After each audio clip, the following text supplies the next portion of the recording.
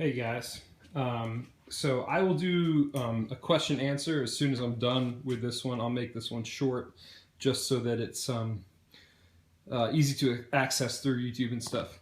So I get a lot of questions about the patch bays that I build and stuff. This one down here is my iPatch, which is a simple finger patch bay. A lot of people ask me how to set it up and what exactly the purpose is, so I figured I'd show you. Right now I'm running straight into the front of my matchless Independence. Oh yeah, spanky. It's a channel switching amp. Right now it's the extreme high gain, so that's it quiet. And I'm running directly into the front, which is great for some clean tone action. There's my my built. This thing is the beast, especially the headstock. It's just this massive, huge, cool thing. Cool. So I have all my delays and reverbs going into the front of the amp. It sounds great, but as you know, a lot of the praise and worship guys like to use like crazy amounts of delay and reverb.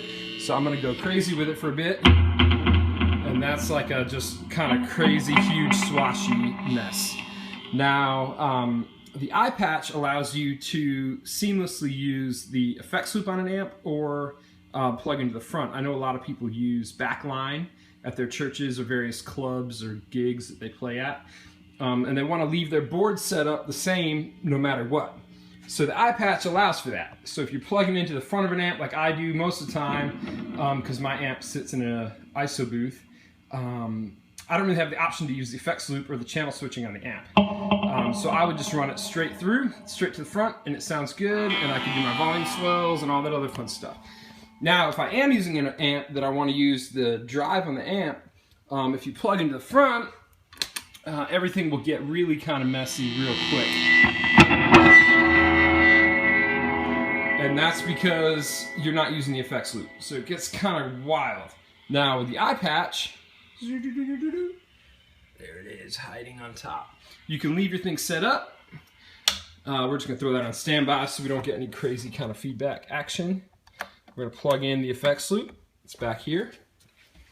And what you're gonna do is you're going to plug the front of the amp into the send on the iPatch. We got tip and ring here for the TRS effects loop. There we go. So we go guitar signal into the iPatch, all the way to the front of the amp, effects loop of the amp, all the way back down, send out of here, and the return from the blue sky. And that will set the entire modulation / reverb delay chain into the effects loop of the matchless. Also my volume pedal is also in the effects loop now. So all it does is take a couple different cable jumps, but what it does is it lets you leave. Yes, it's only active when it's plugged in, so it's true bypass, straight through bypass when it's not plugged in. So now the overdrives and the compressor and the hog are preamp. Then it runs to the preamp of the matchless. I could use all the matchless drives, comes back to the iPatch.